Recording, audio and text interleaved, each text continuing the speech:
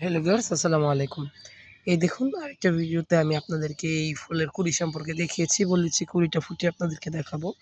এ হচ্ছে কুঁড়ি ফোটার পর এটা কিন্তু একদম রসমলাইয়ের একটা বাটিতে হয়েছে। এখানে বড় দেখা যাচ্ছে যে বড় গামলায় না, ভেতরে কিন্তু এই যে দেখুন রসমলাইয়ের বাটির মধ্যে আমি পুরো গাছটা লাগিয়েছি। নিচ দিয়ে দেখুন দেখা যাচ্ছে। পাতাগুলো সরালে দেখতে পাবেন। পুরো রসমলাইয়ের বাটির ভেতরে কিন্তু গাছটা। এই যে।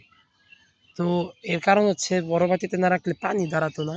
আর আমি শুনছি বংটুইট খুব ছোট জায়গায় ফুল দেয়।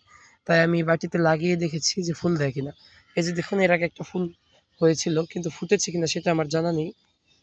তো আমি এখন এটা ভেঙে দিলাম। আর এই যে দেখতেই পাচ্ছেন এর পাতা গাছ মোটামুটি বেশ হেলদি। বড় হয়েছিল, এখন কিন্তু পাতাগুলো নষ্ট হয়ে গেছে। আমি কিন্তু পাতা ছেঁটে দেব। এই গামলায় আমার বেশ কয়েকটা গাছ আছে।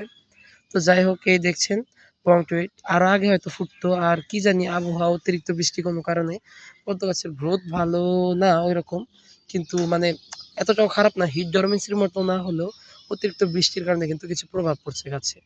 তো আপনাদের কার কার বাড়িতে গাছে এই ধরনের কুপ্রভাব পড়ছে অবশ্যই কমেন্ট করে জানাবেন, যে ফুল কম আসছে এবং পাতা খুব শীঘ্রই পচে যাচ্ছে। এই সমস্যাগুলো কারা ফেস করছেন, ফুলে পাতায় দাগ পড়ে যাচ্ছে অতিরিক্ত বৃষ্টির কারণে, অবশ্যই কমেন্ট করে জানাবেন। ধন্যবাদ সবাইকে। আসসালামু আলাইকুম।